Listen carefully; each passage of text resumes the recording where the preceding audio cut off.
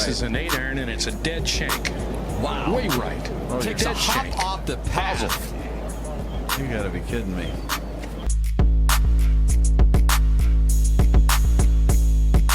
Very tough pitch shot right here. You got to hit it into the hill. One hop up and bite, and it's in. Kind of like that.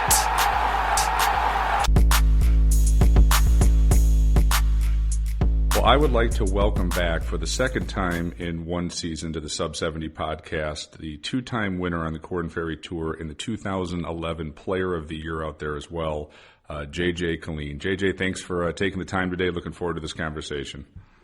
Yeah, thanks for having me back on. Well, we will get to what you're doing and professional golf and all that stuff here in a second, but we got to talk about your boy Tiger. Getting it done in Japan, so I need you to put your analyst hat on. What are you seeing out of the GOAT? 2 wins, 1 season, kind of bookends. Let's hear it from another pro of analyzing a pro season and what you're seeing from Tiger these days. Yeah, I mean, I think the most impressive thing about that tournament, I don't even know if anyone has ever done it, is, the way he started off with 3 bogeys in a row, I think. I was watching it late at night and went to bed, and then he had the lead. So obviously something happened when I was asleep. But I think just the way that that guy wins is wire to wire. I mean, mentally that's always exhausting, but he's just been better than anybody else doing that. And I know a lot of folks are like, well, he's winning tournaments and with short fields and things like that. But every single tournament that he's won, the last couple of years, it's been the best players in the world playing. I mean, Rory has been on fire. Xander Schauffele on fire. Everybody, Koepka obviously played great last year. And anytime those guys are in an event, you can just consider it a very difficult field. So, I was impressed with just the way that he hung in there, playing internationally, traveling, all that, right off another surgery, just impressive. And then he really dominated. I mean, he controlled his ball when he's at his best. His iron game is good. He's always pin high, hits it far enough still really strong and in good shape. And he's got his old putter back in the bag, and he was nails with that thing. So just impressive to watch, and it's fun for golf. It's interesting you brought that up with the 3 bogeys in a row, and I'm sure as much professional golf as you've played, it's had to have happened where it's all of a sudden a double, or bogey start.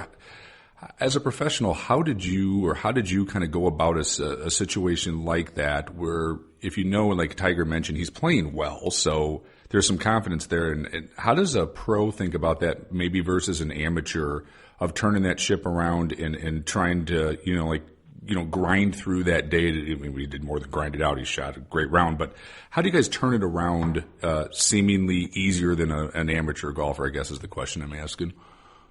Yeah, so, for pros, especially if they know that they're playing solid golf, obviously pros don't always do that. And if they start playing bad mentally, you never know what's going to happen. But the Tiger was obviously felt like he was playing well, and bogey. It's kind of a matter of time before he knew that he was going to get those shots back. He's kind of notorious for making a big number on the first hole or hitting a foul ball off the first tee in tournaments. I mean, I don't know how many tournaments he's won where the first tee shot looks like, a 20 handicap is hitting the thing. But, I think he started off flip hooking one in a lake and missed a couple short putts. But I think it's easier to be patient when you kind of trust your process and know that you're playing well. And for amateurs, if they start off, poorly, more than likely they just think it's going to get worse because they don't have control of the golf ball, things like that. So it kind of goes hand in hand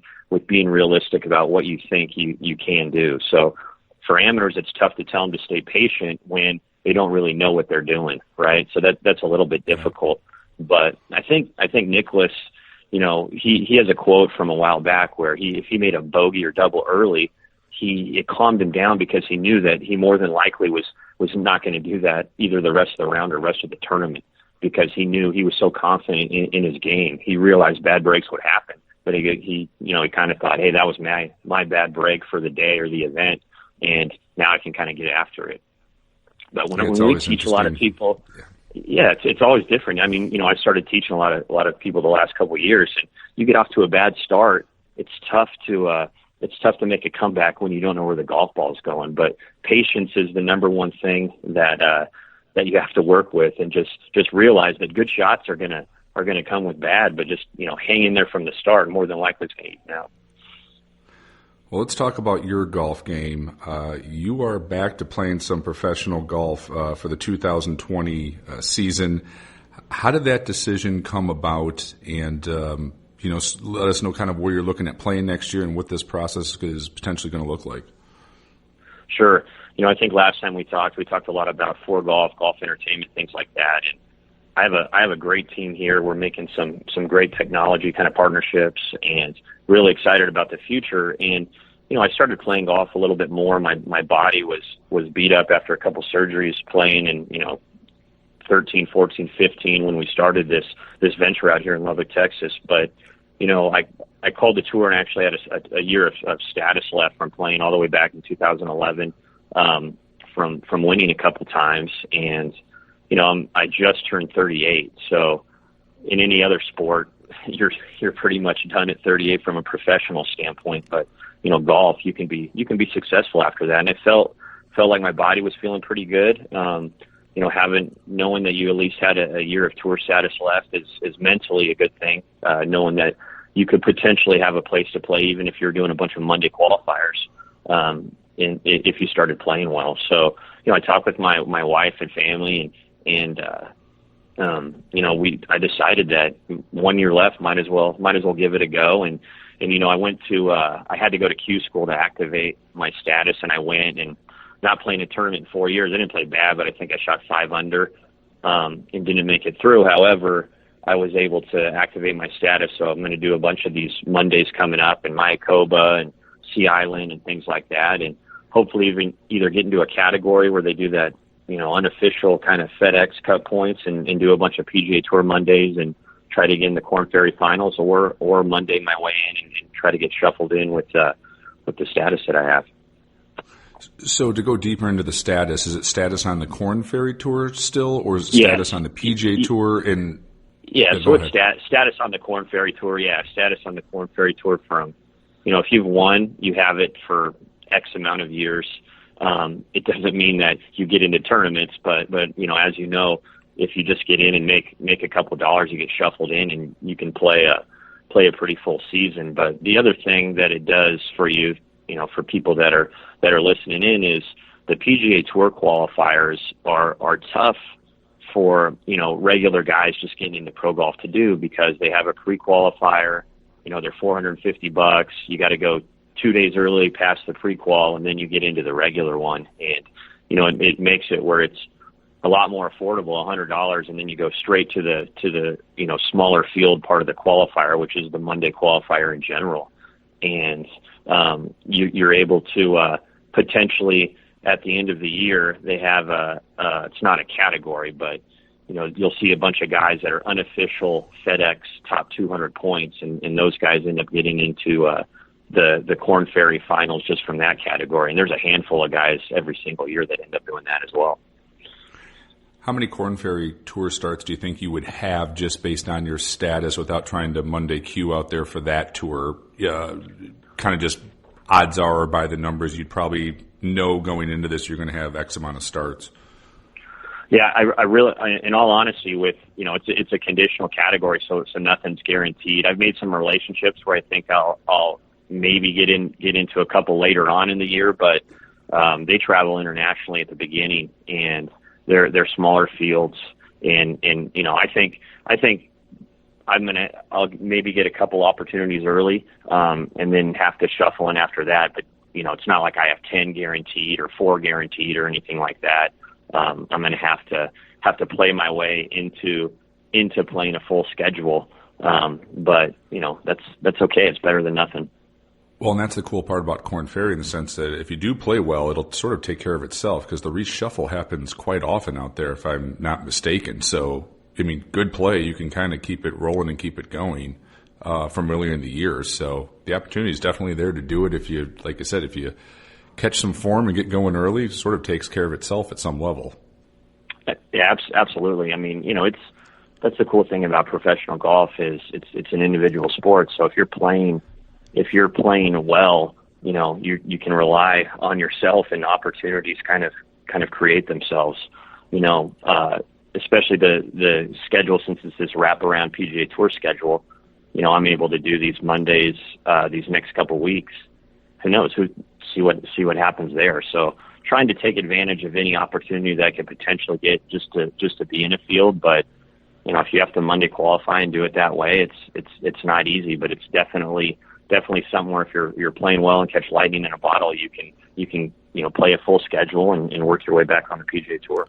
I know you mentioned your wife and family and them obviously giving you all the support to go and do this and use your talents.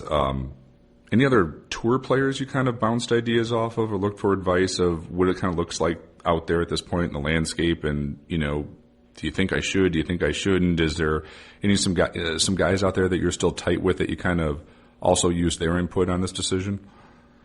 Yeah, I still talk with quite a few guys, and JJ Henry and Tom Hoagie probably the most, just because they're TCU guys. But I talk with Brendon Todd actually a little bit, and having a year of status actually, obviously that helps. And after this year, it's kind of unknown, but at least being a member where you can potentially get in and shuffle yourself into more events is a big deal. But watching Brendon Todd, the way he's come back twice, actually, he hasn't had that great a status at all the last couple of years, and he just showed you this past week what good play can do winning a PGA Tour event. So, I mean, it's an awesome deal, and I love the process in general, knowing that if you're working on your game and you're seeing improvement, I think it's always worth something pursuing. If you're doing something just to kind of see what happens, and you're not working on your game, just hoping that you can get lucky, it's obviously not the right angle. But there's a lot of cool stories every single year, so hopefully I can do something this year. That Brendon Todd story is amazing. We just had Bradley Hughes on the podcast, and he was talking about working on his golf swing, and he didn't know where it was going. And to fight through that at the professional level, and obviously he's got a lot of talent, but the work him and Bradley did, and work self-belief that Brendon had to have to get back to the top. What a great story, huh? I mean, that just got to be hard work, self-belief, and grinding out, know that you have the talent and see it come through the other side. I think it seems like the golf world's seems like a super nice guy, and that's a great story. And the golf world seems kind of very happy for him, I guess is the right words. Yeah, I mean, we've been, me and my wife Tasha and his wife Rachel, we've been really close with them for a long time. He started kind of when I did, really turning pro, maybe in 2007 or 8 or 9, around then. But I've known him for over 10 years now, and he's been on fire, winning a couple of times when it was the nationwide tour, getting on the tour, and kind of losing it, going back. A winning Q school one year, and then, winning the Byron Nelson, and then losing it again. I mean, just the ups and downs are not only as Bradley obviously helped him with the swing in general, but just how mentally strong you have to be going from, the top, and then basically having to dig it out of the dirt and find your game again, and reach that level again twice is a pretty cool story. But, he's been very consistent this last year, and I'm looking forward to, obviously, watching him play a bunch on tour. Now that he's won, he'll get into about every single tournament again. But it's self-belief, and you got to be mentally strong. And obviously, when you figure your swing out and you know where the ball is going, kind of like what we talked about earlier, how can someone that bogeys the first 3 holes mentally still shoot a 66 or whatever they shoot, is because it's basically a bad break, right? You still have it in there, can make a lot of birdies, and trust me, if that happened to him probably 3 or 4 years ago, it's who knows what you could shoot after 3 bogeys. But now I bet he's the kind of guy that would shoot 6 under again. So there's a physical component where where the golf ball's going, and fundamentally kind of can figure it out, and then there's a mental component where you got to be pretty strong to dig yourself out of the ditch really twice and have your game in such a great spot. It's an inspiring deal. Absolutely, yeah. And his putting stroke doesn't look too bad either, though. I don't think that ever left him. That thing is it's always pretty good. silky smooth, man. Really good. There's a book actually called like Breaking the Slump. I think maybe Jimmy Roberts wrote it a handful of years ago, but it talks about all sorts of guys that played well essentially, and then just got into a bad place either mentally or with their game and dug themselves out. But you talked about the putting. There's a little chapter in there about Stricker, and I mean Stricker, he would hit foul ball after foul ball. And he wasn't long either, but he never really lost his putting stroke, and that's a big deal. If you're still a good putter, if you can find it ball striking wise, you can still get after it. Yeah, and most careers are sort of, I mean, it might not be that big of up and downs, but it's I always think like Pat Perez is the anomaly, right? Like to be on tour for 20 years now or something like that without ever losing his card once. That's insane. Like, right? He's never been injured bad enough, never been bad habit enough where, the next generation comes out and he loses his card and he goes back to Q school and gets it. But like to be that consistent for so long is amazing.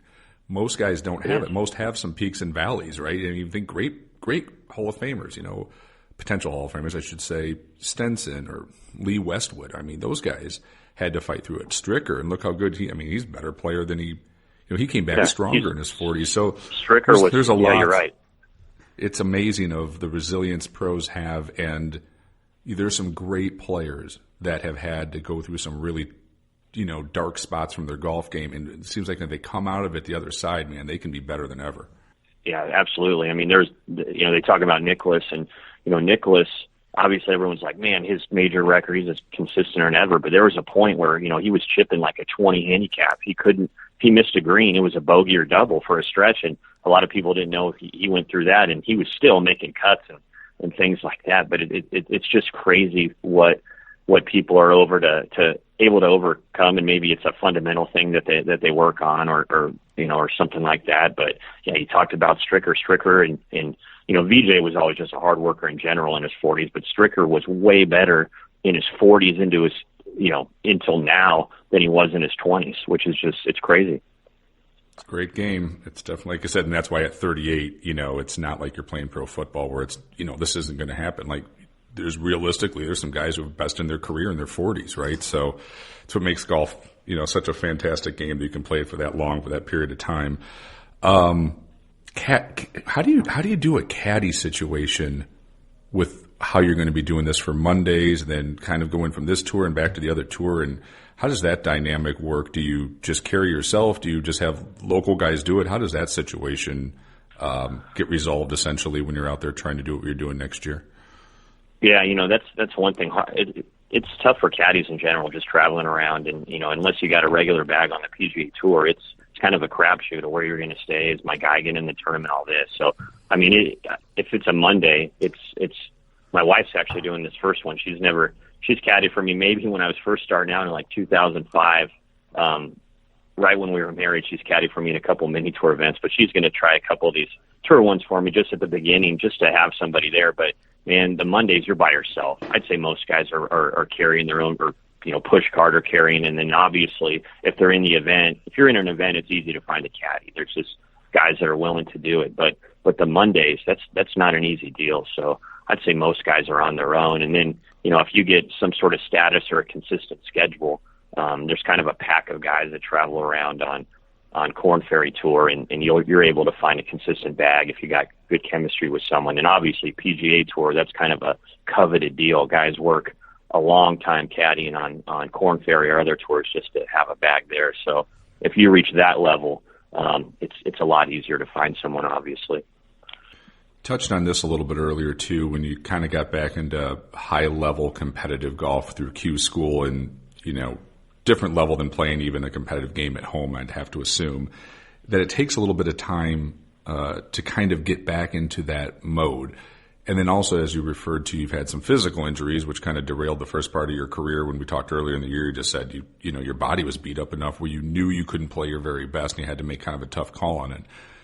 Is one more difficult than the other to get back at level 10 out of 10? Is it the mental side, or is it the physical side of what you're going to have to do, the working out you're going to have to do, the physio you're going to have to do to keep your body in good enough shape, to play at that level? Or is it the mental side of getting ready for tournament golf that's more difficult even than the physical side? Yeah, I mean, I'd say both really. You know, it's the easier part is getting your physically ready in your game, because that's all on you. You know, the mental side, especially if you're saying, oh, I need tournament golf, I need reps. Well, there's only one way you can get into tournaments, and that's to either, and I'm talking, you know, Korn Ferry or PGA Tour, and that's either to Monday in or get a start. And, you know, being in shape, knowing that you've kind of done everything physically to be ready, that's good to always have to think about. It's, you know, I know my body feels good, my swing feels good, I just need some starts to be able to play. And then obviously that's how you get into the events. But a tough spot to be in is, man, I really need to play some tournaments, and you have nowhere to play. So it's always better to play 4-round events, I think, if you're doing Mondays, and then play mini tours, things like that, just to get sharp. But, you know, we were so busy with this business that I really didn't have time to play quite a bit of tournaments. But just kind of like anything, you're more comfortable, right, the more that you do it. So the physical component for me at 38 is a lot easier than it was when I was younger, just because I probably know my body better. I know if I'm going to be sore if I, you know, work out and do this, or if I hit this many balls. I think I practice a lot better, and teaching obviously helps me, teaching a bunch of kids to be a better practicer, really. I used to be the guy that would hit like 1 million balls until I felt like I was hitting really good, and I would never chip and putt that much at all. And my chipping and putt stats were always like in the top 10 every year, and my ball striking was not. So, I mean, it's kind of knowing yourself and what you need to work on in general without tiring yourself out helps the physical part. And then the mental part is just take advantage of an opportunity when you get it, and then realize that if you have to Monday your way in or play mini tours for a couple events just to get tournament experience, then do it, so you're ready when it's your turn to play. I mean, it's not your first rodeo. Did the feelings come back pretty quick to the competitive, to the mental side of it? I mean, you've won at a high level, you played at a high level. Is it kind of like, yeah, I've done this, like I'm good, like I can do this? Or is it that time away coming back? Was there any surprises that kind of came up of like it came back quicker than you thought, or holy cow, it's been a couple of years and this is going to take some work to get back? Sure. You know, I think as far as, like, you know, physical part, you know, do I hit it as far? Do you hit all these other things? I think right there I was there, and that's mentally a good thing. If you're all of a sudden hitting it 15 yards shorter than you were the last time you were playing competitively or at your best, that's tough to overcome. But, you know, for me, it's just it was the process in general. It's like, man, it's going to take, you're walking obviously instead of taking a car, but it's going to take 5 hours. You know, just don't sit there and grind on a putt extra long just because you have a lot of time. Still stick to your routine and things like that. And that's the tournament component, right? You got to be used to just how slow tournaments are in general these days. But that's basically when I was out there, you know, playing even Q school, things like that. It's just getting used to doing that again. I think my game in general was fine. You know, still being able to shoot quite a few under par. I think I shot 64 the last day, so that obviously helps. But it's not one of those things where I'm out there and I'm like, man, I'm way off course here. I think just getting tournament reps in is what helps me, especially being really out of competitive golf for 3 years or so. Well, I don't think you could do it, right? If you were out there and you knew you were 20 yards shorter than you were in your heyday, you would probably have to say, I can't do this. So probably part of this journey going forward is you do know all the tools are still in the toolbox to be able to compete at the highest level. I'm assuming that from even just kind of this small level of the comeback you've had of going to Q school, that you know the goods are still there to work with. Is that a fair assumption?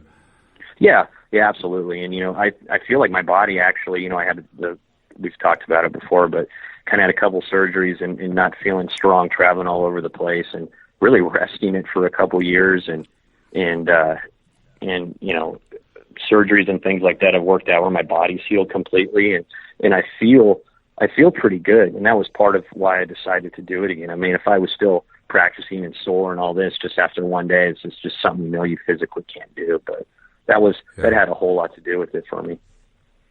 Well, last one I got here for you. What are you most excited about with this journey going forward? Like, what are you just most pumped about this process and what you can accomplish and what you're kind of, set out to do, and what's got your juices flowing the most about this whole thing?